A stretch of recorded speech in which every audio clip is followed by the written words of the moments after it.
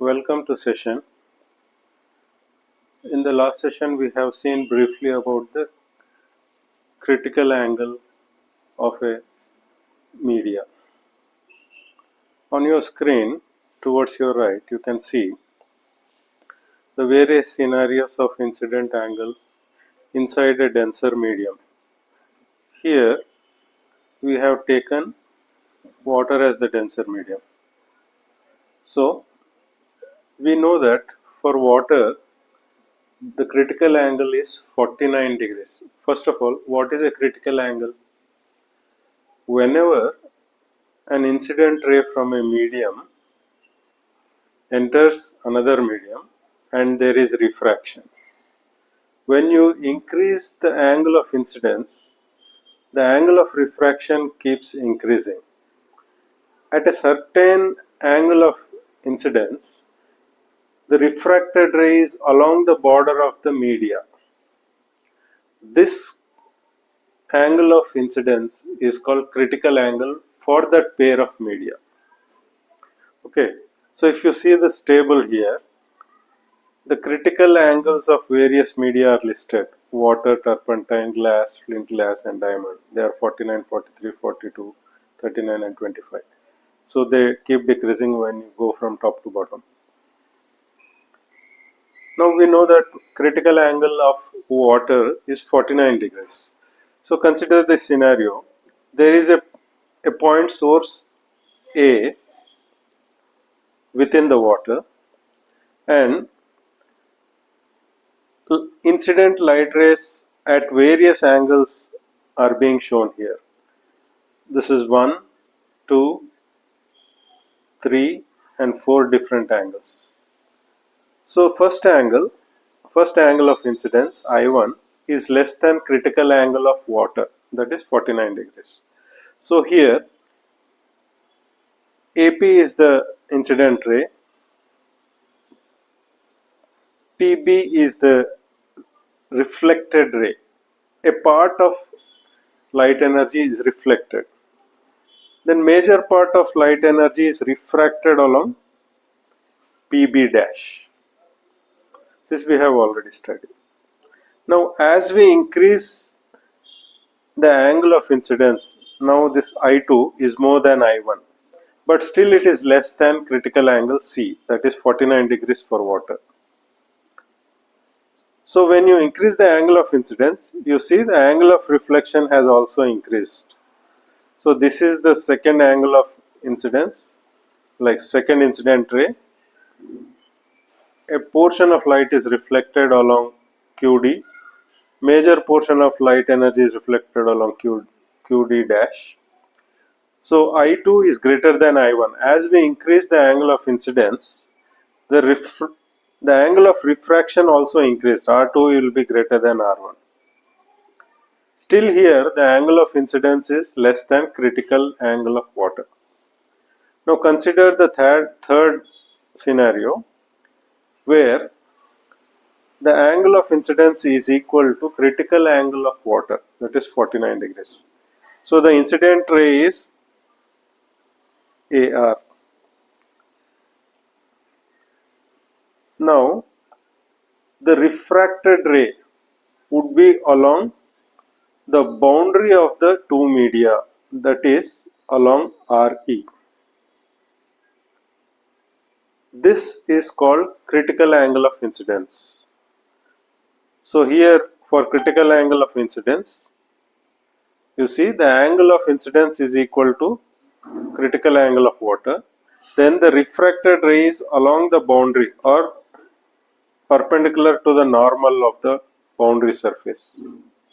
So this condition where the refracted ray is along the boundary of the surface and is perpendicular to the normal at point of incidence is called critical angle of incidence and is denoted by C. When you increase the angle of incidence further beyond the critical angle of incidence, if you see the scenario 4, where the angle of incidence is further increased beyond the critical angle of water, that is above 49 degrees, then there is no refraction that is taking place. So the entire light energy is reflected along SF. So there is no loss of light energy. Whatever light energy is incident at point S is reflected along SF, and there is no phenomenon of refraction occurring here in this scenario. So whenever the angle of incidence is greater than critical angle of that medium, the incident light ray is subject to reflection. This phenomenon is called total internal reflection.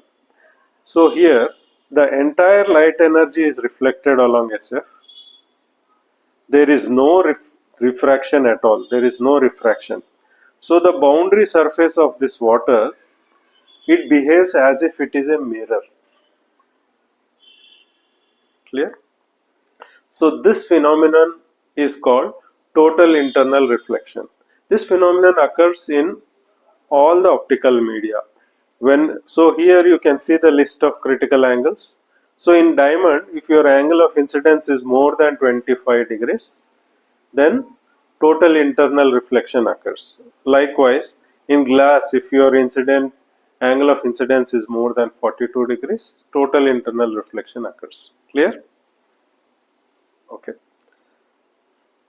So now we saw the particular angle of critical angle of various media. So the trend is, whenever we are moving through the optical stack from vacuum and air at the top to densest diamond at the bottom, the critical angle decreases.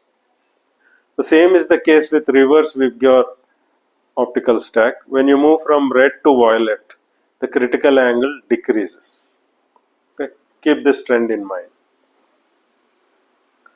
Now, for the total internal reflection to happen in any media or any medium, two conditions are essential for this to happen. First of all, the angle of incidence should be greater than angle of critical angle, or angle of incidence should be greater than critical angle for that medium. Second, light must travel from denser medium to rarer medium. See here, water is denser and air is rarer. So this is another condition. So there are two conditions for total internal reflection to occur. One is, angle of incidence should be greater than critical angle for that medium. Second, light should travel from denser medium to rarer medium. These are two essential conditions. And when a total reflection occurs, 100% light energy is reflected. There is no loss of energy. So this phenomenon is utilized because there is no loss of energy. Even a mirror absorbs some part of light energy before reflecting. So the reflection by a mirror, plane mirror, is not 100%. So there is some loss of light energy. But here, in case of total internal reflection, 100% light energy is reflected. Because of this reason, this phenomenon is utilized in periscope, binoculars, cameras, where the light ray is reflected and the loss of energy is almost zero. There is no loss of light energy when you are using total internal reflection phenomena in these optical appliances: periscope, binocular, and cameras, certain cameras. Let's move further. So, how does a prism act as a total reflecting surface? Or in other words, how does total internal reflection occur in a prism? So the first prism that we are considering is, consider a right angled isosceles prism of 45 degrees. 45 degrees right angled isosceles prism. So you can see here, this is 45 and this is 45. Here you see 45, 45. Here you see 45, 45. So this right angle 45 degrees isosceles prism is also called as total reflecting prism, or it is also called as erecting prism. Let's see why it is called so. So if you see the two reflecting surfaces AB and BC, okay, in the first instance we are taking BC as the base, okay, and AB as the refracting surface. So when a light ray is incident normal to the refracting surface AB, it undergoes a deviation of 90 degrees. When a light ray is normal to the base of this prism, then it undergoes a refraction of 180 degrees. When a light ray is parallel to the base of this prism, the light ray goes undeviated, but the image is inverted. Let us see closely how this is happening. So, when the light ray is perpendicular to one refracting surface of such a prism, it gets deviated through 90 degrees as shown in first figure. When a light ray is normal to the base of such a prism, it undergoes a deviation of 180 degrees. So the beam of light is reversed in direction. When a light ray is parallel to the base of such a prism, as shown in the third figure here, when the incident beam is parallel, then that such a light ray beam or light beam, it travels undeviated, but the image is inverted. Okay. So let us see how this happens. So when PQ is incident on the refracting surface AB of the isosceles 45 degrees isosceles prism, because this angle is 90 degrees, it follows undeviated refraction and reaches this edge. Okay, because the angle of incidence, see here the angle of incidence is 45 degrees. So for glass,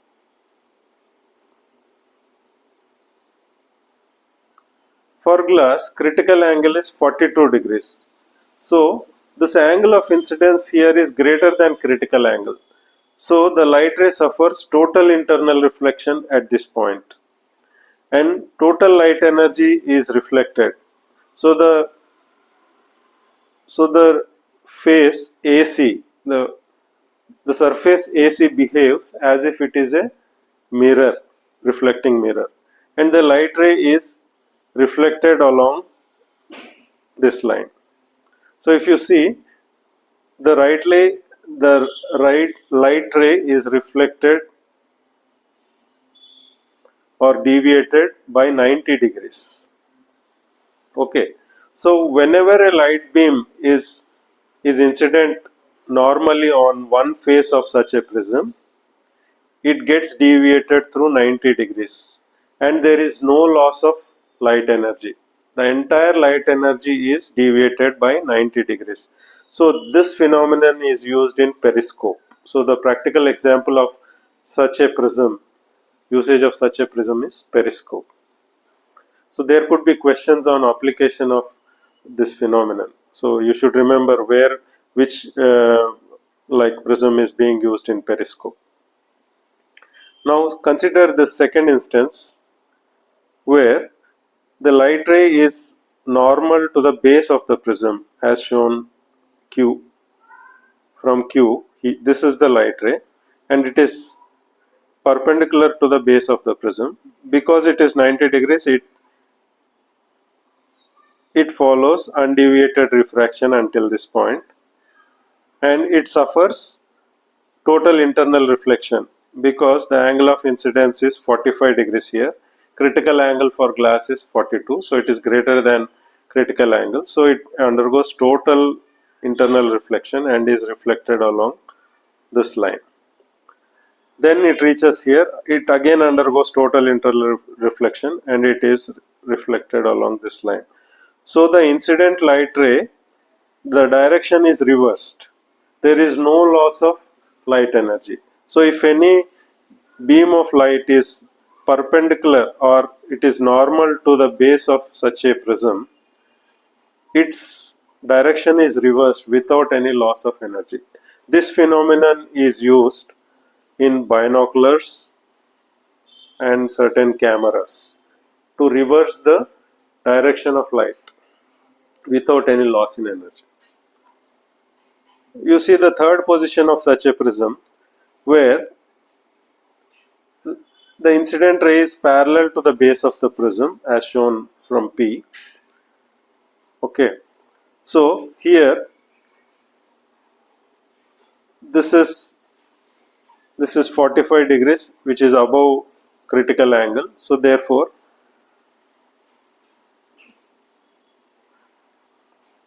it reflects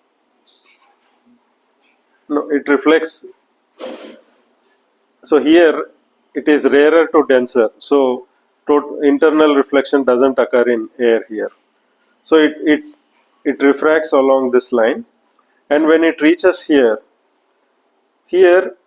total internal reflection occurs within the glass and it is reflected along this line, and when it emerges out of the prism the direction would be same.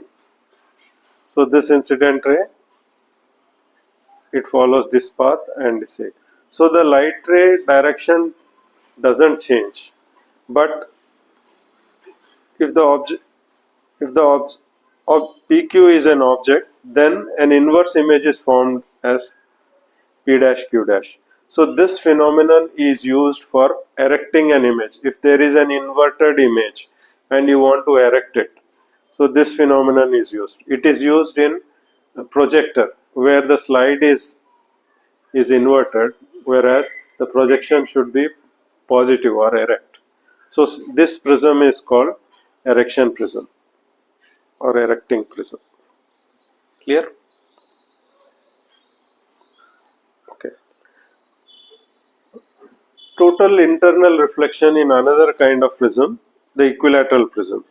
So in equilateral prism, the three angles at the corners are 60 degrees each. When a beam of light is normal to the surface of such a prism, equilateral prism,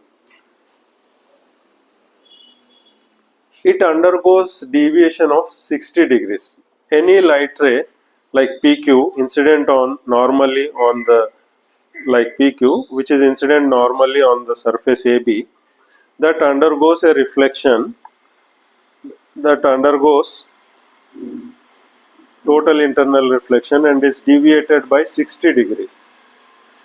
And if any light beam is normal on the surface, then half of it, so whatever is falling till here, okay, will get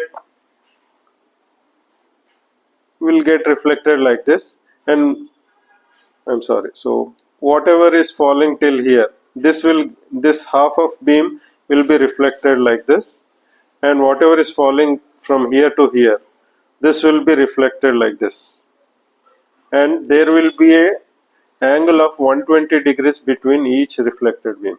So in such a prism, an incident light beam which is incident normally to the surface AB, that beam is split into two equal beams which are at 120 degrees with each other, but there is no loss of energy here. So this phenomenon is used wherever they need to split a light beam. This equilateral prism is used. So if you want to look at it closely, how this phenomenon is occurring, So PQ is the incident ray which is normal to the surface AB, and it suffers undeviated refraction and it reaches the point R. Here angle of incidence would be 60 degrees, which is above 42 degrees critical angle for glass. So it suffers total internal reflection and is reflected along RS. And because this is normal to the surface, then it follows undeviated reflection along ST. So the emergent ray ST and the incident ray PQ, if you see the deviation, it would be 60 degrees. So an equilateral prism, it deviates an incident light ray through an angle of 60 degrees. And the same is the case with when the incident ray is considered at P dash. So at P dash, when it is normal, it follows undeviated reflection and until it reaches point R. At point R, the angle of incidence is 60, which is greater than critical angle of glass, which is 42. So it suffers total internal reflection and is reflected along the line RT. So if you take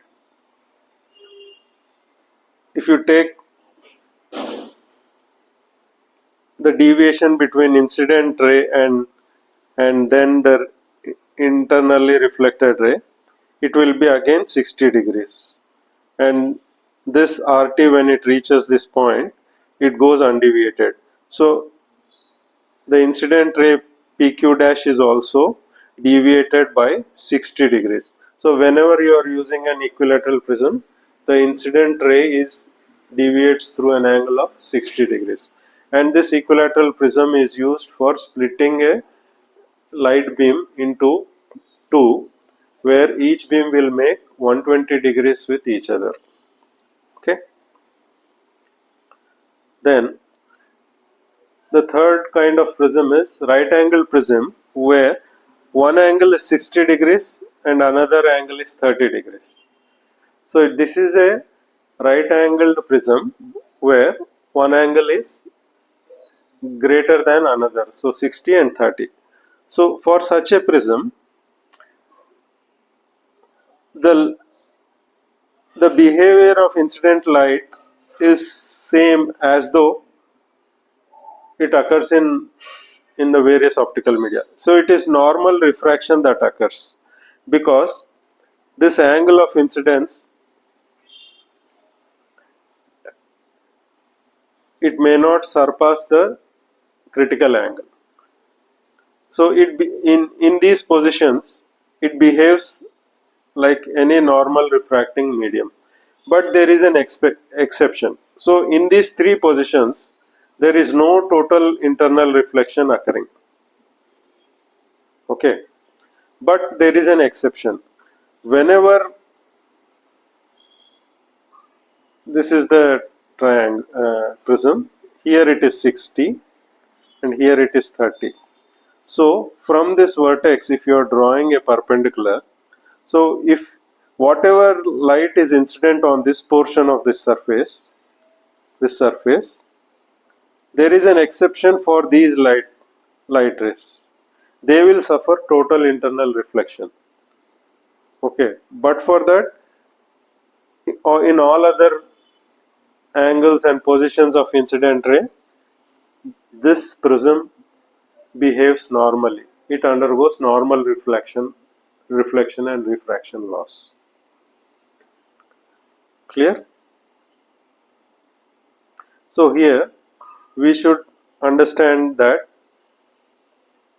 a right angle 45 degrees isosceles prism, when an incident beam is normal to one refracting surface, it deviates through 90 degrees.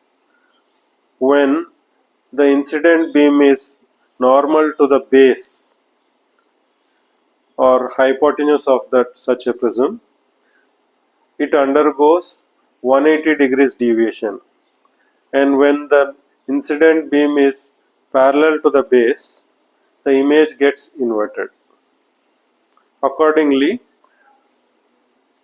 the first phenomenon is used in periscope, the second phenomenon is used in binocular or certain cameras, and the third phenomenon is used in projector. An equilateral prism is used to split a incident light beam into two halves, each half making an angle of 120 degrees with the other. And a equilateral prism will deviate a light beam through 60 degrees.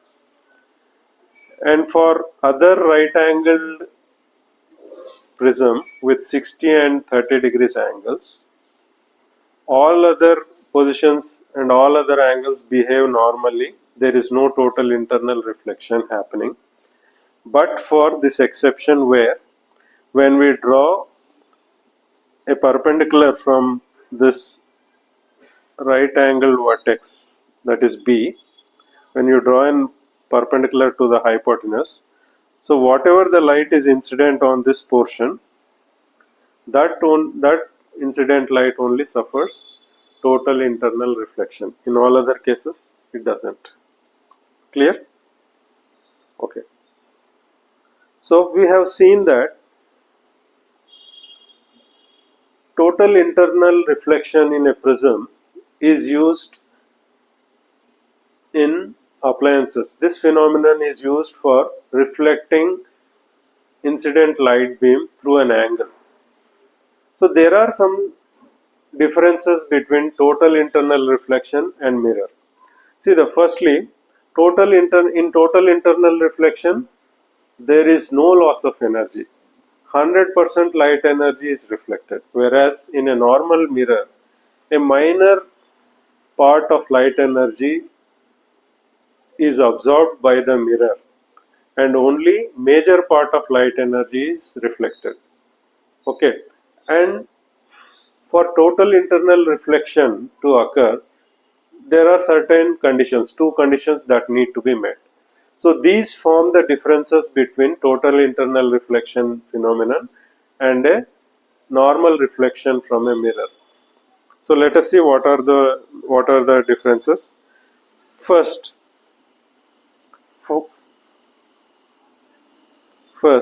for total internal reflection to occur, first condition is the angle of incidence should be,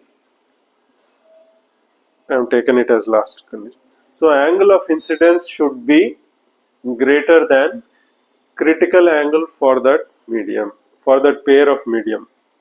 That is, there would be a denser medium and a rarer medium, where the critical angle of the denser medium is defined with respect to rarer medium.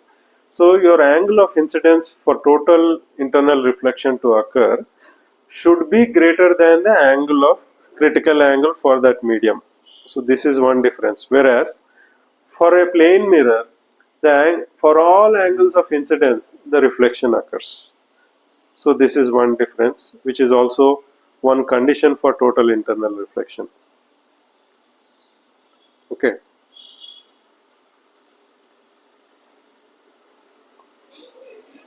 Okay, so then the other necessary condition is the light ray should move from denser to rarer. So only when a light ray moves from denser to rarer, this total internal reflection phenomenon occurs. Whereas for mirror, the light ray from any other optical media which is falling on mirror, it is reflected. Okay, so this is the second condition, second difference. Then the next three differences are more or less same but expressed in other words. 100% incident light energy is reflected in total internal reflection, whereas only major part of incident light energy is reflected in case of mirror. So there is no loss of light energy in case of total internal reflection, whereas a minor part of light energy is lost in absorption by the mirror. A total internally reflected light beam would have same intensity as the incident beam, whereas the beam reflected by a mirror, it will not have same intensity as the incident light. So the intensity of light from a plane mirror after reflection reduces. So the brightness of image is same as that an object causing it in case of total internal reflection, whereas in mirror the image brightness is not as bright as the original object, and this brightness of image keeps fading as the mirror ages because it's polished. It undergoes chemical reaction, and it causes further depletion of intensity of the image. So these are the differences. Okay. Now there are some daily life examples that occur due to total internal reflection happening in various optical media, mostly water or air or moisture in air. Whenever total internal reflection occurs, we observe certain examples that are here. So you can expect questions on this in the end exam. So first, road mirage. So here, due to total internal reflection occurring in the air due to difference in density of temperature, difference in density caused by temperature difference, you will find from a distance you will find a mirage of water. So it appears as if there is a water pool, but as you approach there is no water there. So this is one example of total internal reflection. Then second, when an empty test tube is placed inside a beaker having water, at certain angle the surface of the test tube, it behaves like a mirror. You can see your own reflection. So that is happening due to total internal reflection. Then whenever a glass vessel or a glass item breaks, you can see along the crack, like this crack, it behaves like a mirror. So this is another example.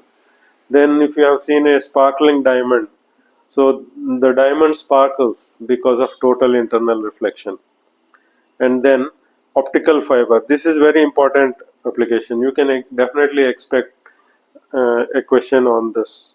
So optical fiber, which is very widely used nowadays to transmit, uh, internet. See, whatever your broadband companies are using, telecom companies are using, they use optical fiber to transmit signal through long distances. So how is it done? It is done through transmission of light. So there is no loss of light signal, even if it is transmitted through large distances from Jammu and Kashmir to Kanyakumari. Even if you transmit a light signal, uh, there is no loss of signal. So this occurs because, see, inside this optical fiber, this surface is of very high refractive index. This surface.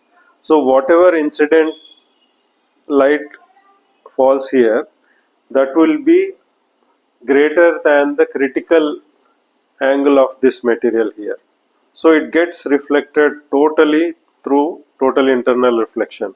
And like this, it follows series of total internal reflection where 100% light energy is reflected. So there is no loss of light energy. And whatever incident intensity or incident light ray you are transmitting here, you will get the same intensity light ray at the other end. So this phenomenon is used by telecom companies to transmit light signals, and through these light signals they offer broadband services. Okay. So, so this completes refraction of light through plane surfaces.